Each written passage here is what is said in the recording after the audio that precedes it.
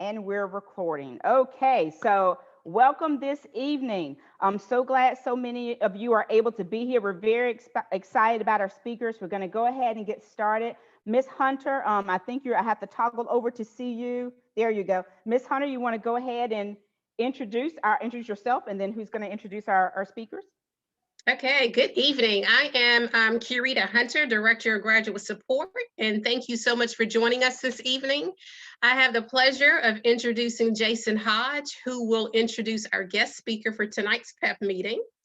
Jason graduated from Durham Nativity School in 2014, and he chose to attend Cardinal Gibbons School, in which he graduated in 2018. Jason is now a junior at Morehouse College. He is studying business management. Jason was drawn to Morehouse because he was interested in attending an HBCU and because of the sense of brotherhood. He has been a member of the National Society of Leadership and Success for over a year now, which offers leadership and professional skills. He also enjoys drawing and playing video games in his free time. And after spending a summer in Alaska for an internship a few summers ago, he is hoping to get an intern at Lenovo HBCU program. I'll turn it over to Jason. Thank you. Introduction. How's everybody doing this evening? My name is Jason Hodge. I am a little bit of bullet points, as she already covered. I'm a junior business marketing major from Durham, North Carolina, and I graduated in 2014. And it's a pleasure to be back, but now I have the privilege of introducing our guest speakers who are also from Morehouse. And I'm actually very excited about that. So without further ado, I'd like to introduce the Turner brothers. So throughout his high school years, 22-year-old Julian Turner was best known as a scholar athlete, having maintained over a 4.0 GPA while playing and serving as the captain of both his varsity football and track teams. With respect to filmmaking, Julian spent most of his efforts early on assisting, supporting, promoting, and writing for his younger brother, Justin, and his film company, Dreadhead Films. However, Julian soon discovered that he also had a hidden passion for filmmaking, and particularly in the areas of screenwriting and directing. In 2016, they joined forces with his brother with aims to take Dreadhead Films to the next level.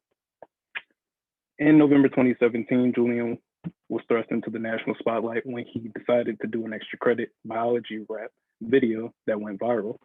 The national exposure landed him on Good Morning America, TMZ, MTV, among other national platforms. He and his brother were also recognized the month as the youngest filmmakers to be commissioned to do a short film for Sesame Street for its 2018-19 season. And as a result, they were also featured on CNN and the New York Times. Since then, he and his brother have made nearly a dozen short films, which 7 are public right now. Their short films include 2 award-winning screens that are reputed film festivals, from the Pan-African Film Festival and Martha's Vineyard African American Film Festival to the Holly Shorts Film Monthly Screening Series. Most recently, Julian and his brother were named Beats Ambassadors when Beats by Dre selected them to be a part of its Beats Black Future 2020 HBCU program and executive produce their most recent short film, Club Alley.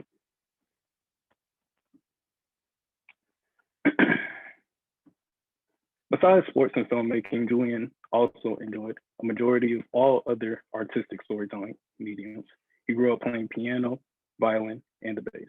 He paints, he raps, he acts, and he performs, and recently released his first mixtape entitled Overthought.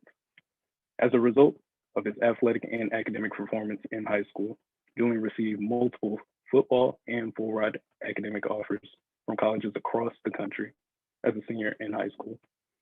Julian ultimately decided to attend Morehouse College in Atlanta.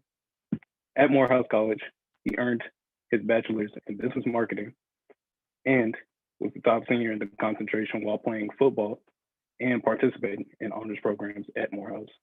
Julian finished with a career at Morehouse as a 3-time Southern Intercollegiate Athletic Conference All-Academic, All-Conference linebacker, and 2019 Morehouse College football captain while on a four-year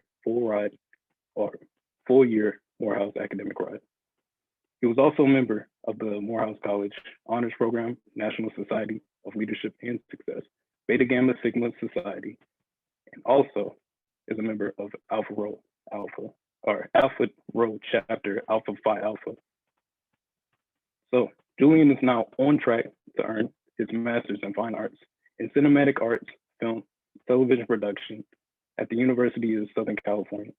At his very core, Julian is a storyteller, whether in business, film, art, music, education, or performance.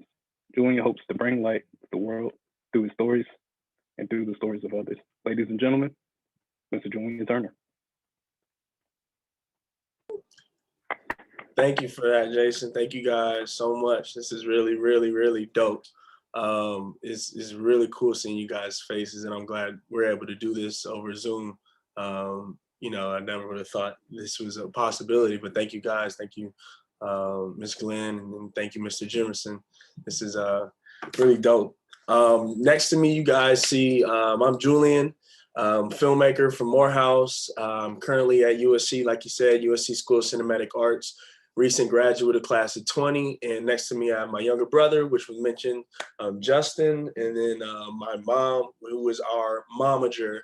So she serves on all the roles that we need filled, and she's been crazy support for us throughout, you know, our film career, you know, more than just more than anything. And so you'll hear her impact as we kind of walk you through our story. You know, our story really started at you all's age, which is kind of crazy. Justin was 10. Yep, I was around 10. Yeah, he was 10 years old, and I was 13 or 14 when we first picked up well, not even picked up a camera, when we first started making films. Our parents had a Mac computer in their computer room. And we would, you know, go in there, and Justin would be recording YouTube videos and unboxings, playing with it was Bakugan toy at the time. So we would make Lego stories. He had stop motion films and all types of things.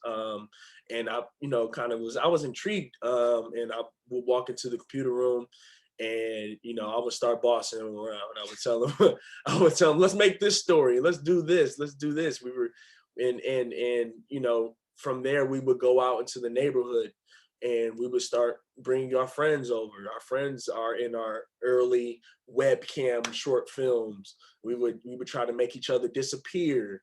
We would use iMovie, which was a early, you know, editing software that we learned how to use. It was pretty easy to get a handle on, but we would use the transitions in iMovie to make it seem like we had superpowers. And we would go into our neighborhood, and we would bring people back to shoot short film. Then we would, the next step we would, the next step after we found out that, you know, film was our thing, we started asking for new camera equipment and programs for Christmas and our birthday. You know, that stuff is pretty expensive. And so we would actually go out into the neighborhood, and we would shovel snow and mow lawns and sell t-shirts so that we could save up for our first camera. And our first camera, which I have right here, was the Flip Ultra HD camcorder. It's got dust on it. But we would flip out the side, and you could plug it into the computer and upload your footage. We would take this out. We would go to the park up the street, and we would say, hey, you guys want to be in a movie? And we would literally just press this red button here and just start shooting. We would go, you know, it was a long time coming. We began going to the movie theaters since we didn't have classes, and we would go to the movie theaters, and we would sit into the back of the theater with a notebook, and we would go, okay, what why do we like this? You know, what is the difference between what we see in the movie theater and what we're doing right here, what we're doing on our computer. And every time we would make a new short film, we would try to get better and better. We would try to improve. This was in, like Jason said, this was in Champaign, Illinois. Initially, you guys heard us talk about Columbus, Ohio, but we initially grew up in Champaign, Illinois, which is where the University of Illinois is. My mom was a professor there, and my father was, I think he was getting his master's there, and they fell in love with the city. And in Champaign, if you guys aren't necessarily familiar with the city, there's not much in Champaign for us to do. We were surrounded by acres of cornfield. So you kind of had to figure out, you had to make your own thing to do. You Right. You had to be creative. Right. And we would go on adventures and just create our own stories. We would, you know, all of our friends who had dogs at the time, whenever they would want to walk the dog, we like, let's go with you. Let's walk to the creek. Let's go over the bridge this time. And we would bring the camera with us. And we would come back and we would make a movie. You know, so following that, you know, it was around right before I went to high school that we decided that, you know, this was going to be something more serious. Up until that point, I was playing football, as Jason said. I was playing Little League football. We won our Little League championship. I played linebacker. I started out on the line, and I played guard, and then I worked my way to linebacker. And I thought football was going to be, you know, what was going to be my passion, where I ended up being. I wanted to play in the NFL, but no one told me that I could also be a movie director one day. That was never something that I thought could happen. And even in Justin's story, when we saw Karate Kid for the first time with Jaden Smith, that was huge for us. Justin at the time had hair just like me. A low crew cut. Yeah, probably even shorter. I was almost bald. Yeah, and after seeing Karate Kid for the first time, he decided he was going to grow his hair out, and you see how long it is now. And that's just, it just shows you the impact that film has on people and has on us, and that was the same impact that we decided that we wanted to have. And I will share my screen really quick so I can show you what it is we do now, before we continue on in the story. Let's see. Cool. You guys see this? Yeah, but the audio is clear. Cool. Okay. So this is our last project. He mentioned that we did something for Beats by Dre.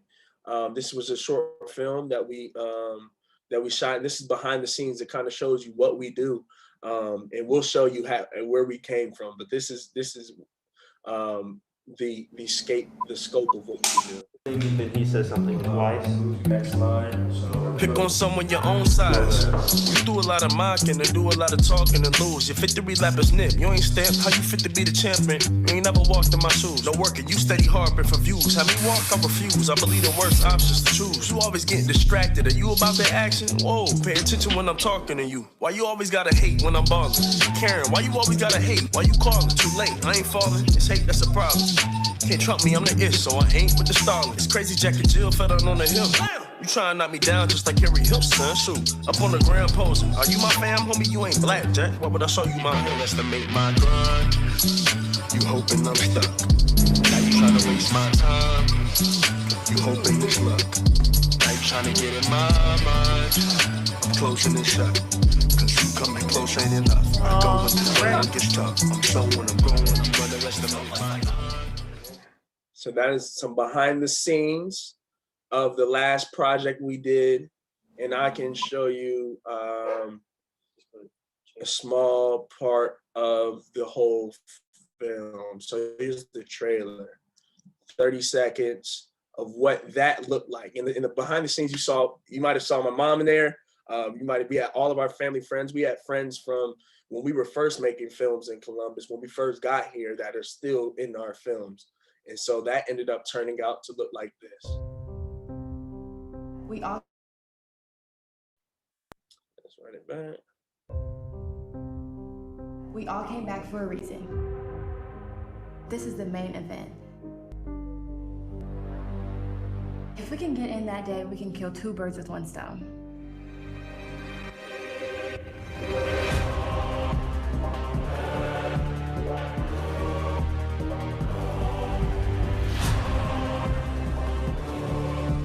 Can we act like we're not misfits for one day?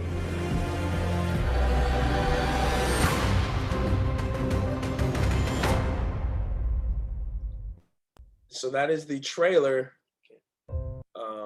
to our last short film.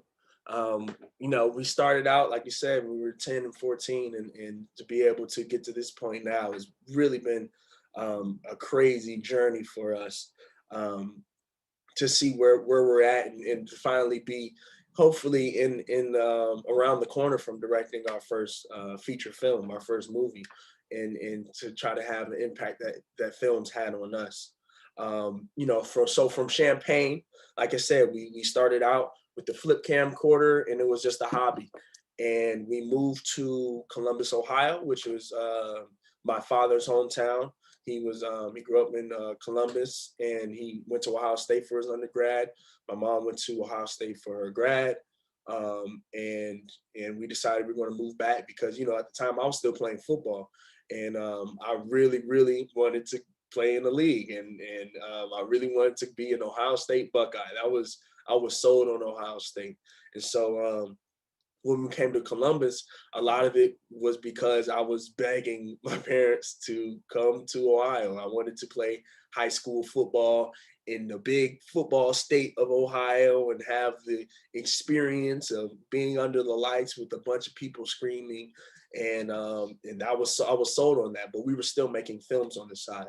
Our freshman year, my freshman year, and Justin, what? Yeah, it was 5th grade. 5th grade, yeah. When Justin was in 5th grade, our parents went Christmas shopping, right? And don't do this at home, right? You just ask them first. But our parents went Christmas shopping, and they got a new camera. It was a Canon camera that was way better than this one. Do we have the Canon camera? Yeah. Right here. It was something like something like this. It was that one. Yeah, it was this one. Yeah, and we had a lens on it, and we said, all right, they're going Christmas shopping. We have at least 7 or 8 hours.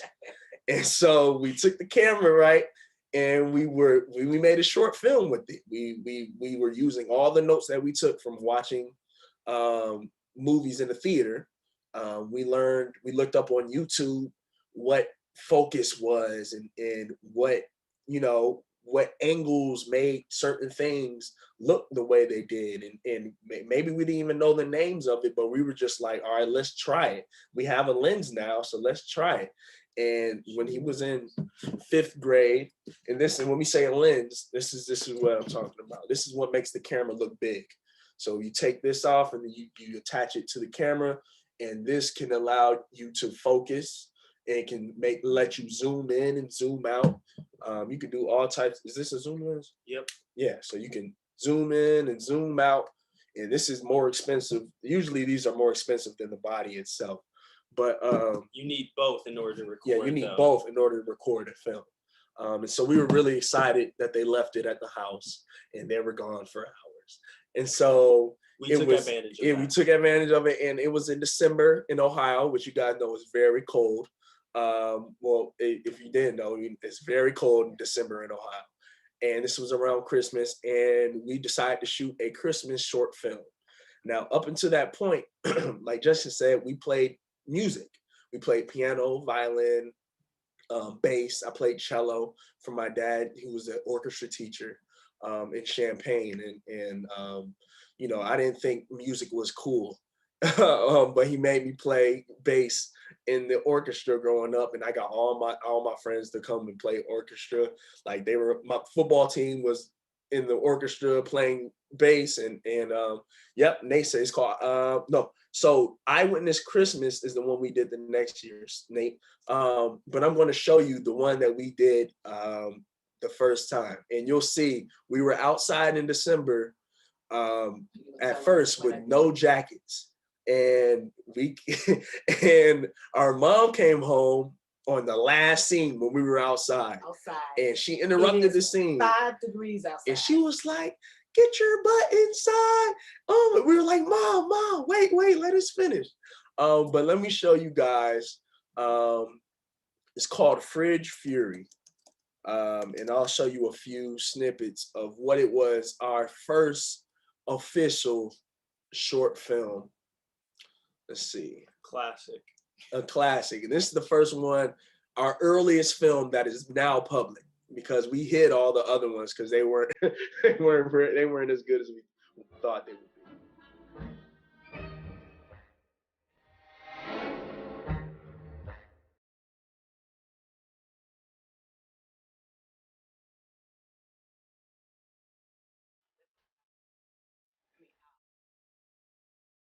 It's on our YouTube. We'll drop a link to our YouTube. We edited this with iMovie, like we said, and we shot this on this camera, which was our first camera upgrade. We actually edited this on Final Cut Pro. This was our first short film edited on a new software beyond iMovie. Got what we got here, baby. We got some. Nah. What we got?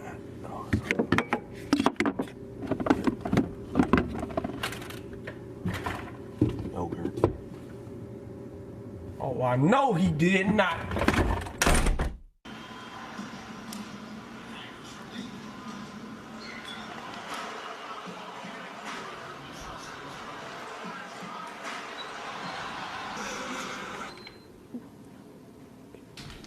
Why'd you turn the PlayStation off? Why you eat the chicken nuggets, man? Chicken nuggets? Chicken nuggets. Oh, those chicken nuggets. I was hungry? Don't eat my nuggets again.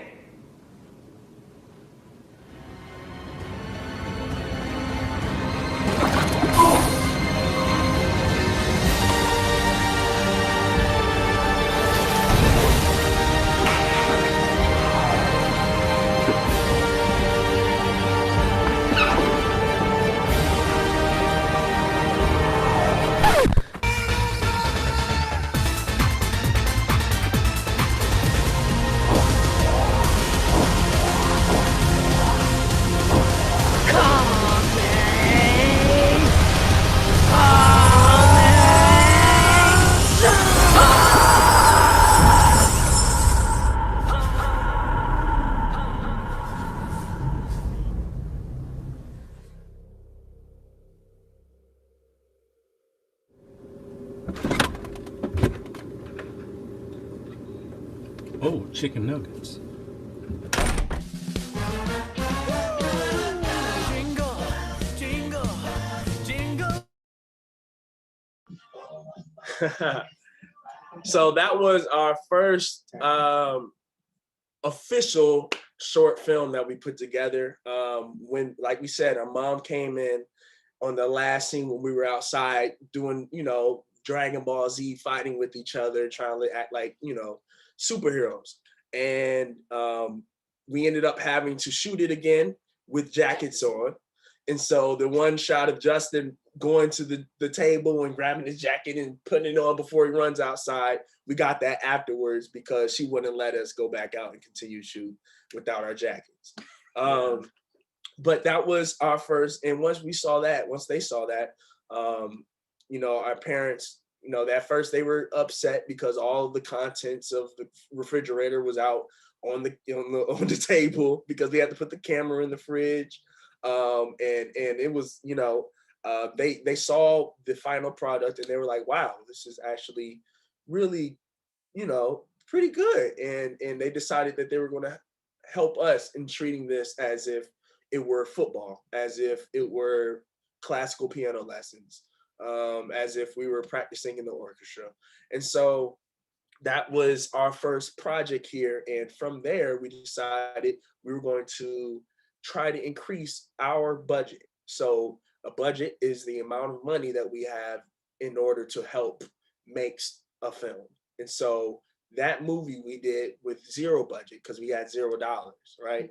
But the more money you have and the more money you have in your budget, the bigger and the better the film looks like. And that's how you get to the movie screen. Now remember, we started out with this camera and $0 and a zero budget, right? And when we go to the movies, the budget for those movies are millions of dollars, hundreds of millions of dollars. And there's ways to get what looks like on the screen. There's ways to do that without millions of dollars to show that you can have millions of dollars to make something even bigger. And so our goal is with every single film to get a little bit more money. And so we went from there to Eyewitness Christmas. I think Nate pointed it out. Eyewitness Christmas was our next movie the next year. And this was around Christmas. And we decided we were going to save up, what was it, like $300? We saved up like $300. We went out and mowed the lawn. We shoveled snow because it snows a lot in Ohio. We sold t-shirts and we saved up $300 to make another film. And so we decided this one, we're going to go to the movie theaters. I think we were watching like a bunch of Nick and Disney movies. We were like, okay, how can we make something that looks like that? And we decided to come up with a movie that, a short film, which was about 20 to 25 minutes of a class where where the teacher assigned the students to find Santa as an extra credit assignment. And so the movie stars Justin when he's in the seventh grade, and he's tasked with finding Santa over Christmas break. And you have all my high school friends. We went and got our friends and we cast it. Like I said, we cast it, which is like recruiting your friends to be in your film. So remember, we started out casting our neighborhood friends, and now I'm in high school and he's in junior high. And we were casting our friends from junior high and high school. I had some football players. He had some of his classmates, and we asked the school if we could use their facilities. And we ended up shooting a short film called Eyewitness Christmas. And I'll walk you through a little bit of that too, because it's a long one, but I'll also drop the link so you guys can watch it in full. Let's see here. Eyewitness Christmas, and Nate might have already found it. Where is it at? Here we go. Share screen. Have a good day. And boom. So you see the progression of his dreads. His dreads aren't as long as they are right now. But this is a few years after he decided to grow his hair because of a movie. It's him walking through the halls of his junior high. We go here. Here are some of his classmates. All of my junior high friends. Because once you start making films, people are like, I want to be in a movie. That's how you get. It's easy to get people to cast once you tell them to making a movie. So we got here. I'm gonna show you guys the setup we did. This is them talking on the phone in the rooms. This is a set. This is what we designed this set. On the right is our guest bedroom, and we put footballs and a keyboard there to make it look like it's his room. And they're talking in a different house, but we're filming in the same house. This is all in our house. Get right here. He comes over the house. This is our house again. And we have a montage. This is our little dog that we remember we finally got a dog. We were walking our friend's dog so we can get out the house, but we finally convinced our parents to let us get a dog. And we decided we were going to put him in the film.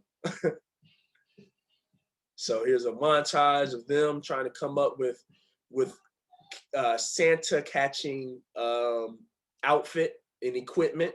What do they need to catch Santa? And here's what they came up with. And I have like a small cameo here.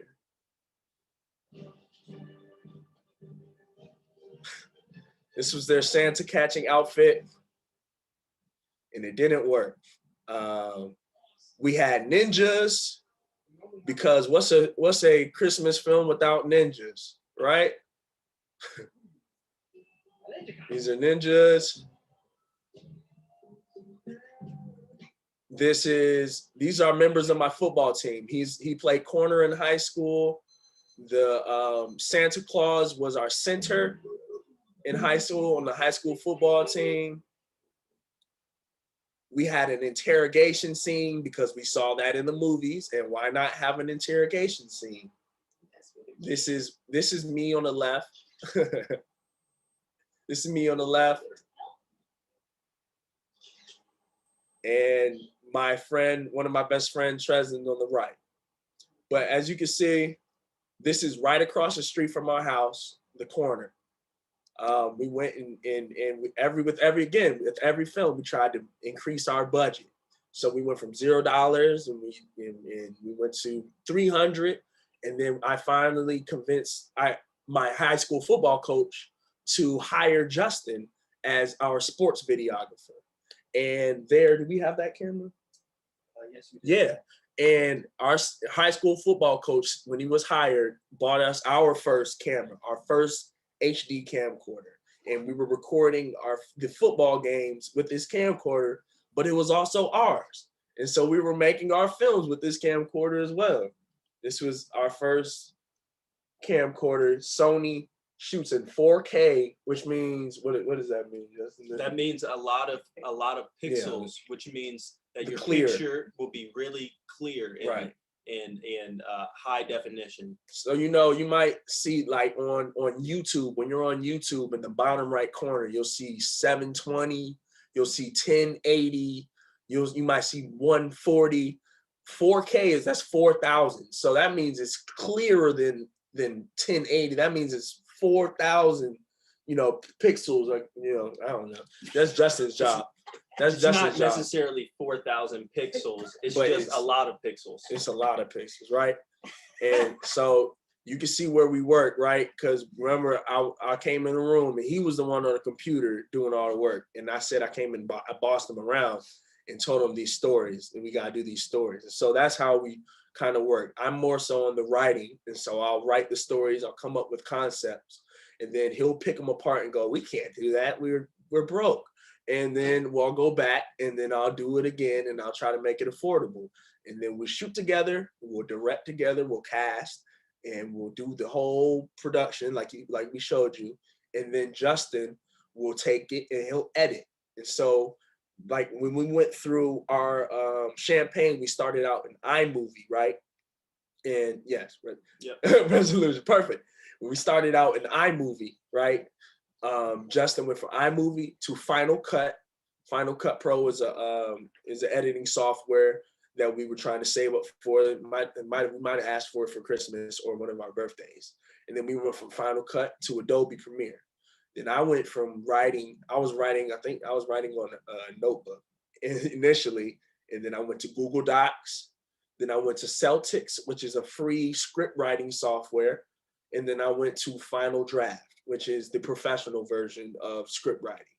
And so that's the process that we went throughout middle school and high school in our transition from Champaign, Illinois to Columbus, Ohio. When it comes to editing, though, we started out without editing any videos. We would just record it, and there it was. We would use the camera on the computer, and then that was our film. Then we moved to iMovie, which is where we started messing around with those special effects and transitions. And then we eventually upgraded. Our dad let us purchase a better software called Final Cut Pro that we use to edit Fridge Fury and Eyewitness Christmas. And eventually we switched softwares to Adobe Premiere Pro, which has a lot of other softwares that you can do stuff with. And it's about the same as Final Cut Pro, but I enjoy Premiere Pro better. So yes, this is all evolutions from this small camcorder and iMovie. and really just a camcorder, because you had to get all your scenes and make the perfect shot with one take, because we didn't know how to edit. So that was what we started out with. Then we found out, we learned about festivals. Film festivals are entities and events that you can submit your films in so that other people can see them, and they'll actually be on a movie screen. We premiered Eyewitness Christmas at the local theater. Our momager at the time figured out how we could do that. I don't know how she did it, but we had a whole premiere with all of our friends. We had a red carpet and the posters was up. It was crazy. And then we decided we were going to start entering our films into festivals. So our next few films, Justin got paid. Well, we both got paid and split up, got like $2,500 to film and do media for the football team, which I was also on. And so Justin was out on the sidelines with this the new camera we got, half of everybody's size, recording everybody. And on the other sideline, there was a professional film company called Storied Rivals. And they had like 5 people on their team, on their production crew. Let's pull up a picture. They had like 5 people on their production crew, and we had one little guy with dreads on the side. But in order for us to get paid that $2,500, we needed a company. And so we decided to name our company Dreadhead Films, after Justin's dreads. Remember, this started out with the movie, right? Remember from Karate Kid with Jaden Smith, and he had the big afro. Justin started growing his hair out. Now our company is called Dreadhead Films, and I'll share this picture. This is Justin on the sidelines of the high school football team at one of our football games. This big old camera. He was doing pictures at the time, and he got his backpack on with more cameras on there. But see how huge we were. This was, we decided I wanted to go to play for Ohio State and be in the NFL. So we chose the biggest high school we could find. And so this was how we saved up for our next film. And so our next film, since Justin acted in the last one, I had to act in it for the next one so we could switch it up. And so our next one, we were like, let's go back to superheroes. We love superheroes. We love sci-fi. We love powers. We love all of that stuff. So our next one was called Foreshadow, which I can show you a little bit. And we used the money that we had from football. Now we went from 0 to 300 to 2,500 to do Foreshadow. Let's see. Do we have a trailer? I'll pull it up. Pull it up on YouTube. Yeah. Let's see. So YouTube, Foreshadow, Dreadhead Films. Here's a little trailer that we did. Well, I'll show you the trailer first and the behind. Last night was a big win for the Columbus community. Police tell us that last night they busted a violent drug gang that had been operating on the east side of Columbus for years. Local, state, and federal officers have been tracking these dealers since 2010. Who are you? You know, that's a good question.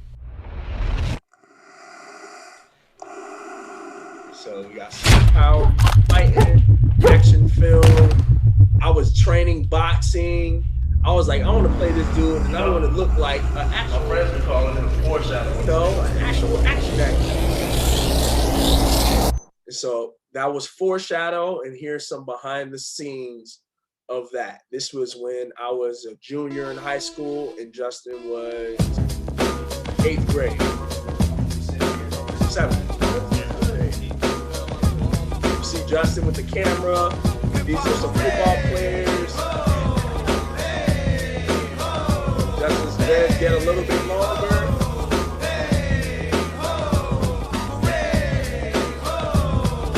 Camera was a little bit too heavy right there for Justin, so I had to hold it.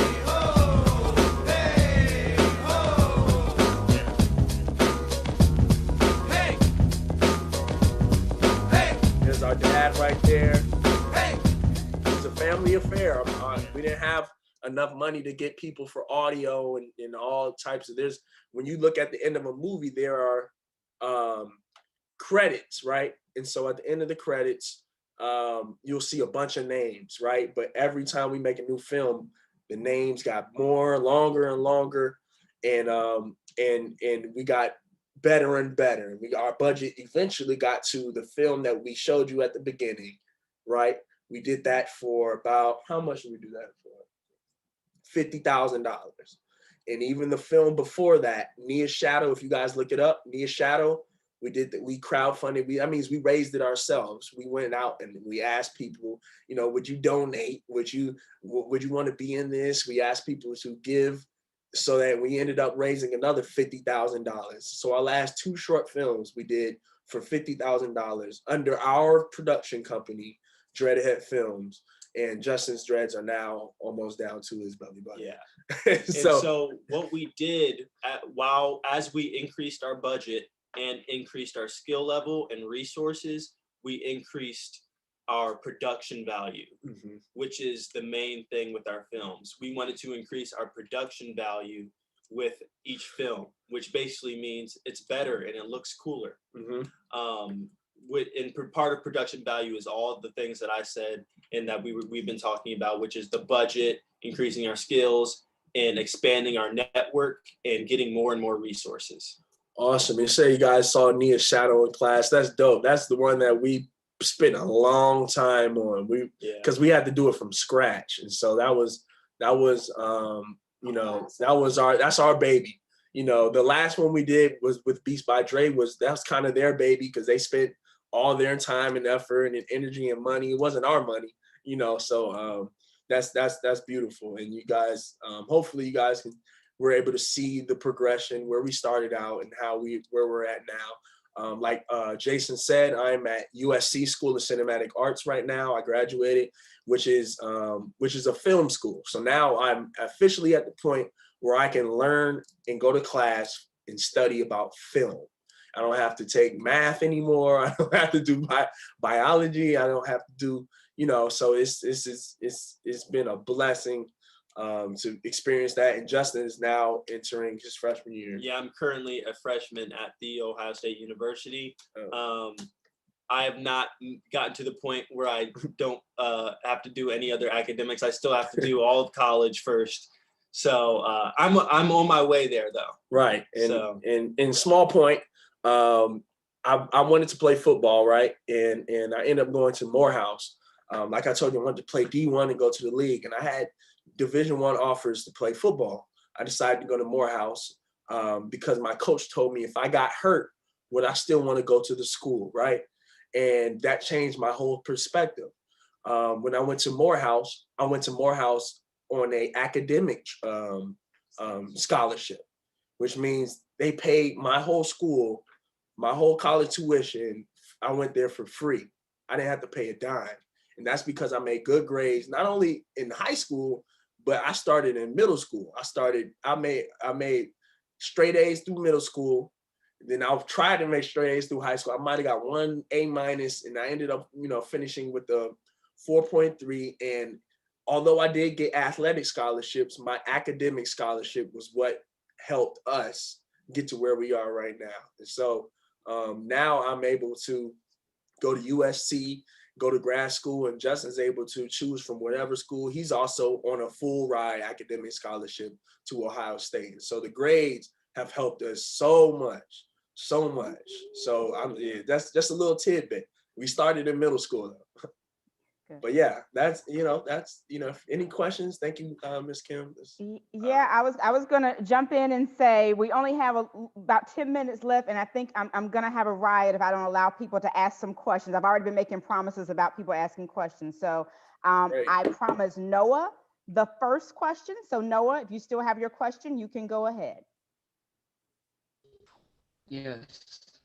Okay. My name is Noah. I'm a 7th grader currently at Dartmouth Activity. And I was just, my question for you two was, if you're feeling down or like just having a bad day, what pushed you or motivated you to keep on going and to keep on filming? Yeah, what pushed us was the impact. So thank you for that question. No, that's really that's a really deep question. That's great. I'm glad you're thinking like that, man. Like what really pushed us was the impact that the films had on us and the impact that people who have already gotten to those spaces have had on us. It was huge for me to get to a space where I could help other people around me. I was, we were blessed enough to have our parents that were helping us and pouring into us, and we were blessed enough to have a camera. We saw what we had, and we said, let's utilize our resources to eventually get to a point where we could help somebody else. And so when we got down, we thought about the people we could be impacting and the people that we could be touching. Specifically for me, when I got down, I thought about my teammates and my classmates that said they wanted to be in my movie one day, and the classmates and the teammates that I left from Champaign, Illinois to go to Ohio, and I thought about their faces and all my friends and what they would say if I stopped and I gave up. And so that's what motivated me personally, and I think in terms of our film career, going to the movies and seeing a movie. Every time we left the movie, we were motivated to keep pushing. Guys, I have a question for your mom because we have a bunch of kid questions, but I'm gonna throw in a parent question. So I have a 7th grader who does not go to Durham Nativity School, but he's actually on the call because he was so excited you guys are gonna be here tonight. He has a YouTube channel and he's a movie maker, sponge plushies or whatever. But as a parent, I didn't take his movie making very seriously until recently, actually. And so I'm curious, not just even movie making, like when your kids have these artistic dreams, what do you feel like is the best advice you can give those of us with kids like that? Yeah. Hey there, thanks for that question. So I will try to keep this short. I will use Justin as the example. Julian was the football player, Justin was the basketball player, but it was very evident early on that Julian had a passion for football. Justin was playing basketball, but he did not have that same passion. And so I thought I did. He thought he did, but you could tell when it gets hard. So that question, how do you keep pushing forward? He didn't push forward when it came to basketball. It was just not that thing.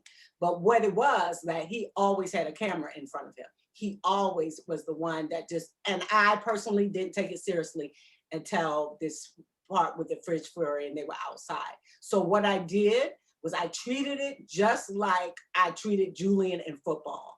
Because you know how we do with sports. We'll put them in every camp. We will make sure they have the right equipment and outfits and all of that. And so I said, with my husband, which I'm fortunate that he's in the art space, I said, okay, I didn't know anything about film, nor did my husband, but we were trying to figure out what are the equivalent to camps, football camps, in film. And that's when we learned about film festivals. So, fortunately, Google and, we got so much access. I tried to start putting them in competitions. I tried to figure out ways. I set aside as many resources as I would have put in him playing basketball. We decided as a family to put that in his artistic expressions. There are a lot, fortunately, with the internet and with social media, companies are always putting out types of competitions and events. I would encourage you all to just, start looking and investigating what kind of camps, what kind of competitions. So that kind of was what we did to maintain. Now I've learned over time, there are things that, I've grown and developed in my understanding of how to manage that. But it was finding that equivalent of whatever it is your child is doing artistically that's similar to a sports camp.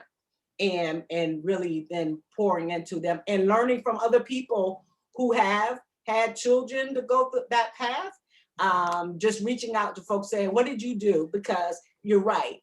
We all know about sports, but we don't really know the arts space. So connecting, I would love to talk to you more about this space if you have interest, because we've now gone down that path, kind of have some ideas of what's out there.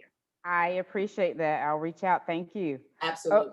Okay, so there are a lot of questions in the chat. I think Donovan, you may be next. So you want to come off mute and ask your question? Have you ever experienced bullying? Have you ever been bullied? Bullying? Experienced bullying? Mm-hmm. Yes. When I was, so like I said, I played football. I started out on the offensive line, which means I was a little bit bigger. And so when I was growing up in middle school, no, in elementary school and in middle school, I had a nickname which was Meatloaf. And I didn't like that nickname.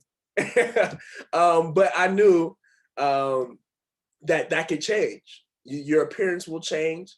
You're going to grow a beard. You're going to grow dreads. You're going to grow 3 feet. You can grow 2 feet.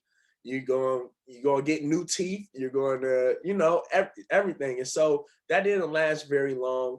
And I knew that my grades at the end, which my parents said, your grades are going to make the difference. And so even though I was bullied in middle school, and that made me want to go from offensive guard to linebacker, and which is why I love the position linebacker, because I finally got to hit people on the football field. But that's a different story. But I went from offensive guard. I started doing push-ups. I was working out. I was doing all this stuff on my own in the basement. And I went to linebacker, but I stuck with my grades because I knew that those same people that were bullying me were going to ask me for help on the test. And I don't and I ended up doing really good on those tests. And in high school, grades were all that mattered. So I was the new kid on the block in high school. We moved from Champaign. I didn't know anybody, and I tried to come on the field and be Mr. Macho Man, and they didn't like that initially. And so I've had my fair deal with bullies, but at the end of the day, I made really good grades, and I'm now a college graduate and in grad school, and those guys are hitting me up now. So yeah, I also have a similar story. I used to, when I was younger, I didn't necessarily fit in. I wasn't considered one of the cool kids, and I had a little bit of trouble with that. But what I realized is that if you just keep doing whatever you do to the best of your ability, people will come around to like you. They'll respect you for your values and your talents and your skills, and for just being you. And so once you realize that, you'll become a lot more comfortable in yourself, and you'll be able to get past those bullies, because eventually bullies come around. Yeah. And I just want to add, both of them went through this experience of being not the cool person, but one of the things we encourage them, and that's what they said, they just continue to excel in what they did. And I kept telling them, I know it doesn't feel good, but eventually, people want to be with winners. And so I'll never forget when Justin really started making his, inroads with the filmmaking, and he was on the sideline, that little kid on the sideline. I remember his junior year when he was out on the sidelines, when everybody's at football, everybody's in the stands, they were saying, Dreadhead on the sidelines. And it just warmed me, because it meant so much to me to really show that you don't have to be on a football field, that to be successful and people to respect you. So just continue to do what you do well, and it really will pay off. Thank you. I think, Loriano, is that you with another question?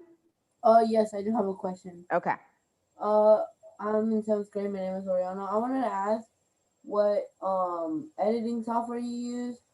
I've seen a couple of your films. They all look incredible.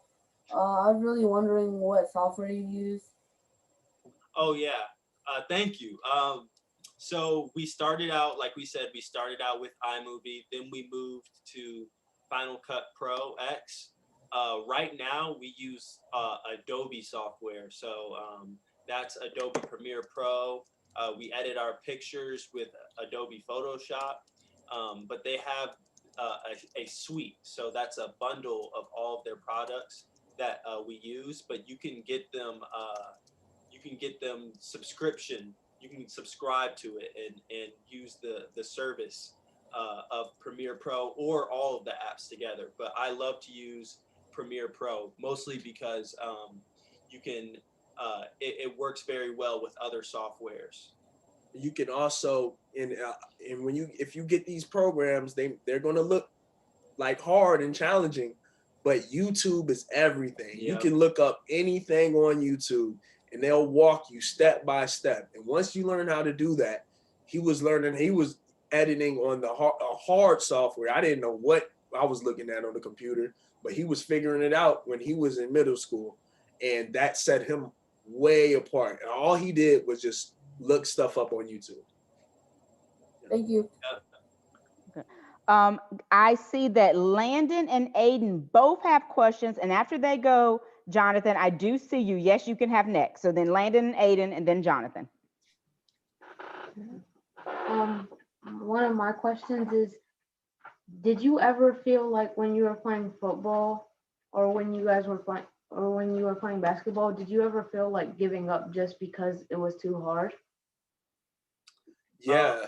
So for me, when I was playing basketball, I thought that I really liked it, but there were times where I had to put in more work than I usually needed to, and I couldn't find myself being able to do it. And what I found is that I didn't really have the passion to do it like I did have the passion for filmmaking, because a lot of the times when things get hard, if you're truly passionate for it, you'll be able to push through, and it's not always easy, and sometimes you'll need help.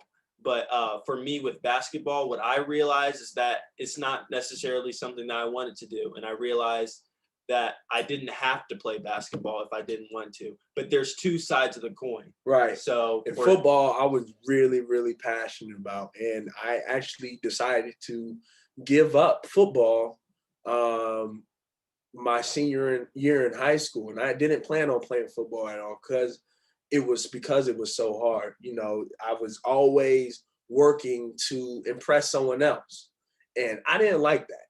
I was always trying to be faster so someone else could recruit me, or I was always trying to get bigger, you know, and when I decided that I'm going to start playing football for myself and I'm going to play because I love the game, it didn't matter.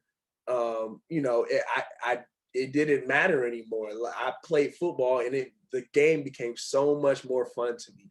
I ended up walking on to Morehouse football team, and I ended up becoming captain, and I played a lot of years there and had really, really a lot of fun because I decided that I wasn't going to try to impress anybody anymore, and I was going to play football because I love to play football.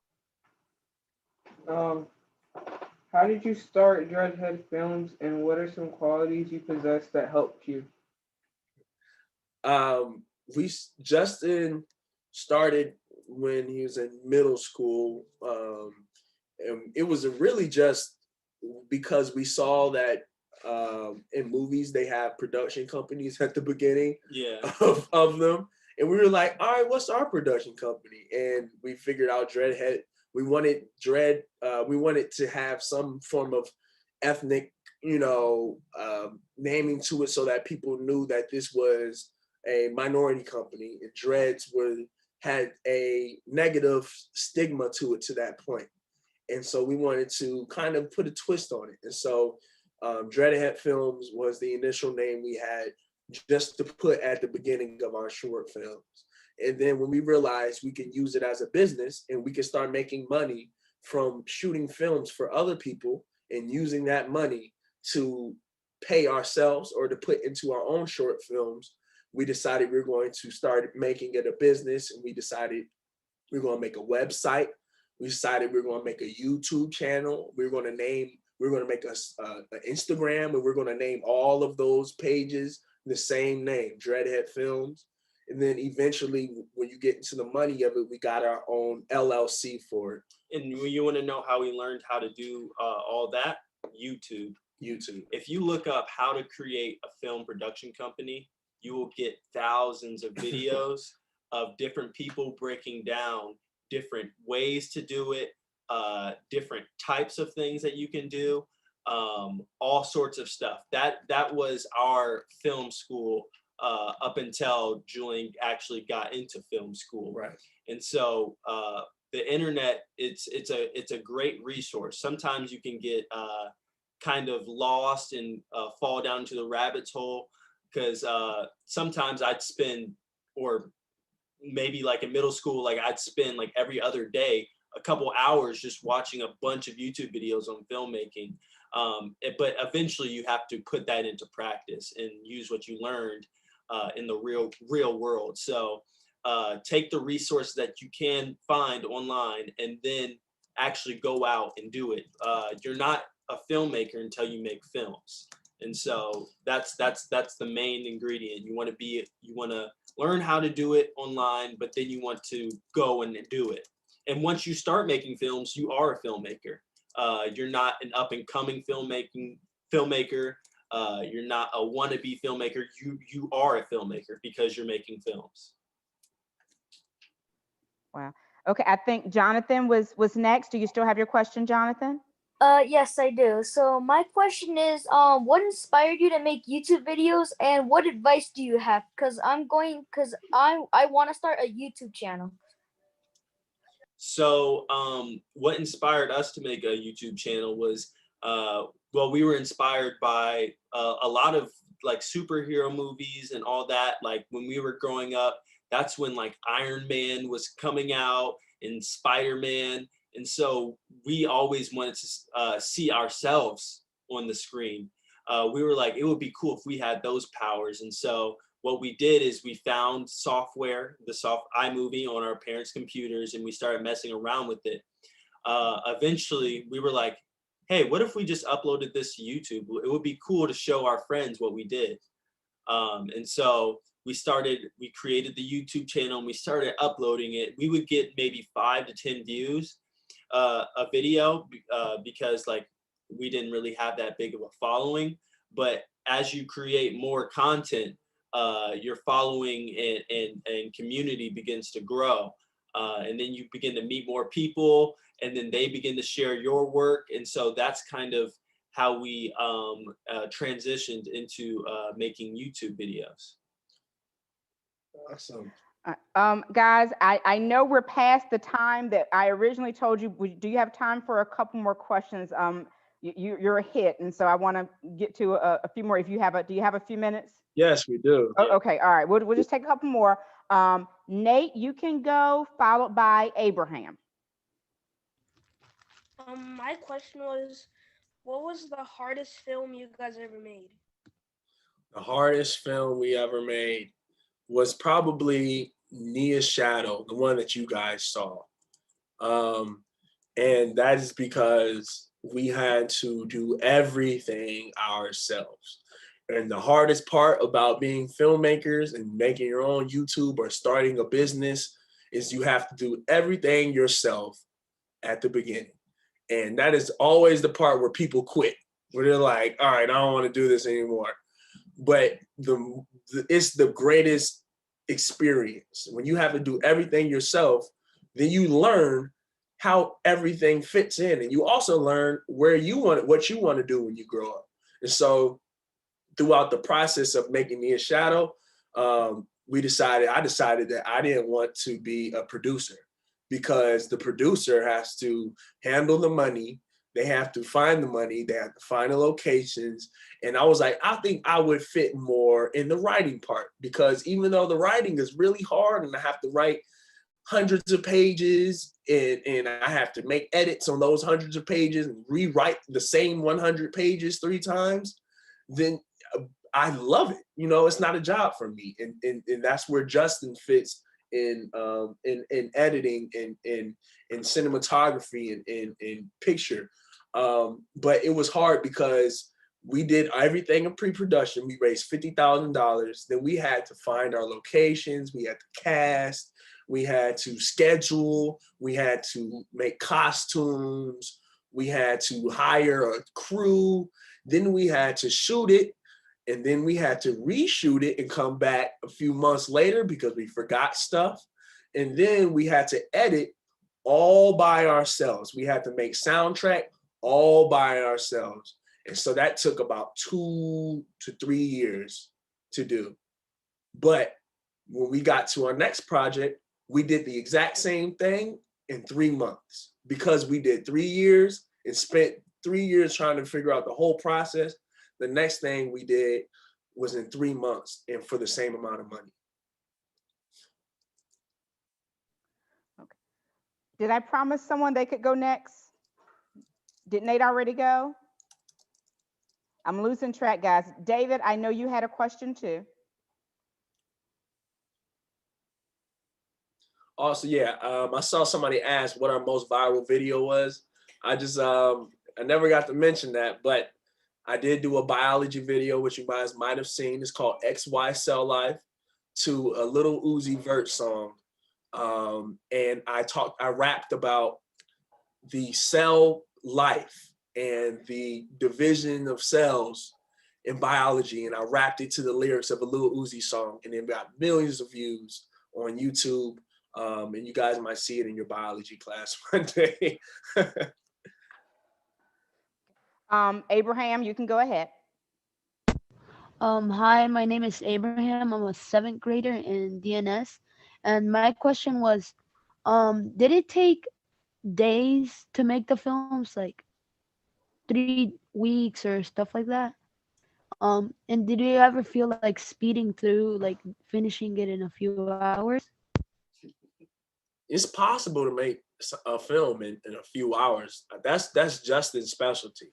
He could yeah. So it depends on what type of project you're making. So the first film, the first trailer that we showed you guys, the first preview, that took us 3 months in total to make, from writing, pre-production, casting, doing the actual filming, and then editing. But that was actually a really fast timeline for the production value of that film.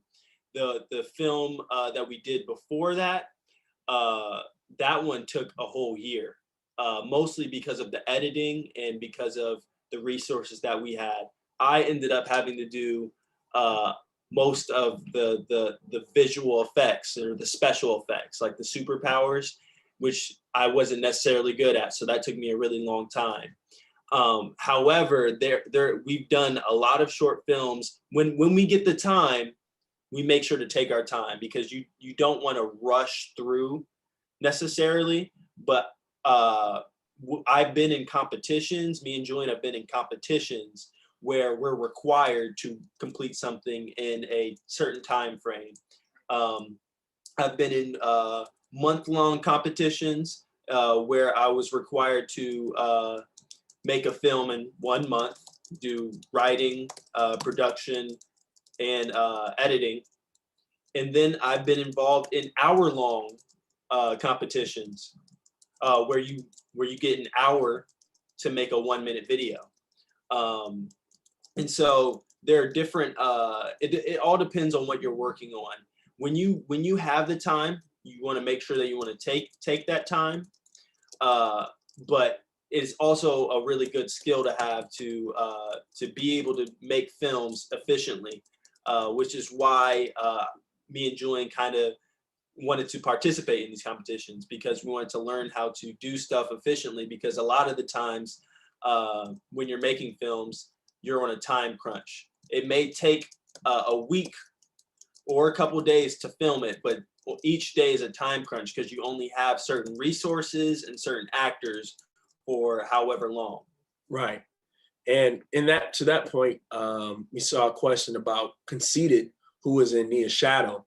That, like we said, we were casting our friends early on, but the more you make films, the better your films get. The more you practice at basketball, the better you get at basketball.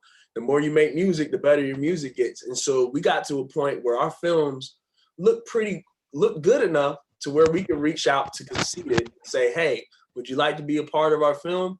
We raised this amount of money, and we said, now that we have $50,000 in our budget, we took a certain amount of that money and said, let's go get Conceited and offer him this money to be in our film. And he agreed. he wanted to be in a film, and he came, and his ability was being able to influence with his voice. If he said it in a rhyme, like similar to how like a witch or a sorcerer or someone with, you know, influencing abilities, and we wanted to make him a Black character that had those abilities. And so he came on set, and we told him what we wanted him to do, and he wrote a rhyme on the spot. Wow. There's a question in the chat about from a parent, I think, about the fact, Julian, you were in college and playing football and making movies and in a bunch of organizations. How did you organize your time? That was huge. I think it's about priorities, and just deciding where you want to be and what your goal is. I went to college. I decided I wasn't going to play football anymore. That means I had to find another goal. And my goal was to direct movies by the time I got out of college. Now, we're not directing movies yet, but because I had that end goal in mind, that let me know that I needed to prioritize my school. That need to made me know that I needed to use my resources around me. And so instead of going out and partying and doing a lot of, you know, the social stuff, I decided that I was going to spend, you know, the time in between classes, studying and doing homework. If I had a class and I had 20 minutes between my next class, I was going to use those 20 minutes to review what I just did in class or get a head start on my homework, because I knew I had football practice later on in the day and I was going to be tired after practice. If I knew that we had a film that we needed to edit or I needed to shoot, and it's going to be in 2 weekends from now, I had to go film my next short film. That means I had to study for the test that's going to be on Friday in 2 weeks now. And so it was all about schedule. I had a schedule, calendar. I would always make sure that my classes were in my phone, and in my phone I had the email of all my professors. I had their office hours underneath that, so that whenever I was in crunch time or I needed to make a quick decision, I had access to it right there. I could go to their office hours. I know it's between 3 and 5. I know I got practice at 4:30, so I have to leave from the cafeteria here. So everything was I was very organized and intentional with my time. And when you're doing that, then you have free time on the weekends to have fun. Then you have, whenever you can have fun, you can have fun, and you're not worried about what's your next assignment. And so that was how I prioritized my time. And I just took the same discipline that I had from football, waking up at 4 a.m. in the mornings to go work out and then going to watch film. And the same energy that I would spend in the gym, working out and everything, was the same energy and mindset that I needed to spend studying and I need to spend in film. And let me just add this, being the momager, I was always sensitive and continue to be sensitive, like when projects and they thinking about things, keeping in mind where they had downtime. So it would be like when they were filmmaking, it was on Julian's breaks. So we never did anything while he was doing the semester. It was always, oh, Julian's coming home. Okay, we're gonna be working. So our breaks were not really breaks. They were times where they were getting ahead in their projects. And so we tried to be really thoughtful about that as far as trying to manage that piece. Julian did an excellent job in managing the football and the schoolwork and pledging and all of that other stuff. But I tried to really manage that piece to make sure that, in fact, it was not really hindering them in their other areas. And you just looking at them in buckets. When's the next window of time we have to focus on another project? And so our summers and breaks were the times when, in fact, we did most of our projects, if not all of them. Yeah. Thank you. Okay, guys, absolute last question, and not that it's the last question in the chat, because it's not, but we will keep you guys here all night long. So final question from Miss Davis. So Miss Davis, you can go ahead and you'll send us home. All right. I just wanted to know, looking back, is there anything at all that you would have done differently? No, I think everything has worked out quite perfectly so far. God is really, really good. Yeah, Even though it's been very tough at times, like we said, early on, it was really hard to prove that being in the orchestra and making films was cool and making good grades was cool, because not everyone agreed with that. And so that was really tough, but I am so glad I did all that. I'm so glad I went to Morehouse and decided that I was going to take my passion in football and not let that limit me to a Division I program. I wanted to play football. If you love football enough, I could play it anywhere else. And I decided to come to Morehouse, and that's where I met all of my mentors. Most 90% of all the connections I made came from Morehouse. Connections that Justin made, they know Justin on Morehouse campus because Dreadhead Films and I don't have dreads, but I think everything has worked out perfectly. The hard work pays off. Yeah, so much has happened that at the time didn't seem either productive or helpful to us, but in the end, it all adds to our story and to our experience and to our knowledge. In filmmaking, there's a saying that nothing ever goes right, because a lot of the times, or actually most of the time, you don't end up with the product that you were originally trying to get, or something may go wrong in the process that makes things more difficult than you had planned it. I'd say that that's not necessarily true. I'd say that nothing or not everything goes as planned. But there's it all adds to your story and your experience. And so if we had the chance to go back, I mean, I wouldn't choose to go back. I think everything is worked out, and there's a long way for us to go still. A lot of things that we want to do, but I'm just grateful to be so blessed to be in this position where I can move forward in that direction. Right. Like you said, and the saying is, not everything goes right in film, but not everything goes as planned. And that's the same thing with life. If it starts to rain on set, then that means that scene is either going to be a rain scene or you have to shoot another scene inside. So that's just how you move. And so that's how we did it. That's how we move with life. If it decides to rain, that means that we're going to have to make this a rain scene. If it decides to storm, it's going to be a storm scene, and we're going to get through it. And that's going to be a part of the story. And that's going to be a part of the film at the end. I just want to add the piece, regrets or anything we would change.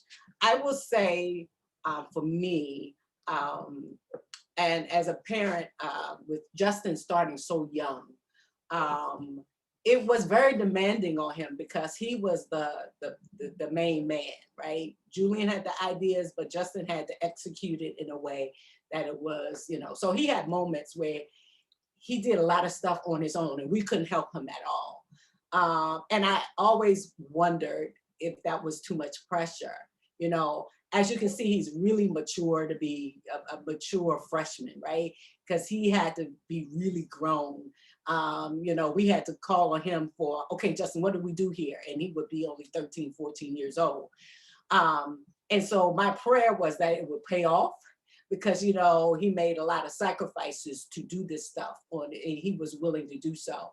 And so now we can say, yeah, we don't have any regrets, but in those moments, I would say you will feel some kind of way like, is this really going, the direction and, are they missing out? I think the benefits have outweighed the costs so far already. And so I'm glad to hear them say that because in the moments, I don't know, Justin probably like, man, this is a lot of work, right? Yeah. But we've been fortunate to really be blessed to see a lot of this come really work in their favor thus far. Thank you. Well, I'd like to thank our parents for coming in and hanging in there with us tonight. I know it's been long, but You guys had some great questions. I've been friends with the Turner family for over 30 years, and they always impress me, their whole family. And Angela and I was at the Super Bowl a couple of years ago. I said, we got to meet Julian, because he was in school at Morehouse, and we made sure that we went over there and introduced ourselves, and because we know how special these two guys going to be, Angela and I. So I thank you guys for sharing your story, and I appreciate you coming out here tonight and spending time with our families. Thank you guys. Yeah, Thank you. Thank you guys for having us. Yeah. Absolutely. Thank you all. Thanks, everyone. Thanks for coming out. It's been wonderful. Awesome.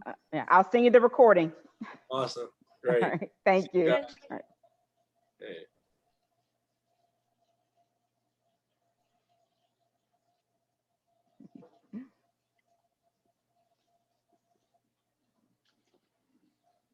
Just making sure this is the end of the meeting. There was no other business. Now,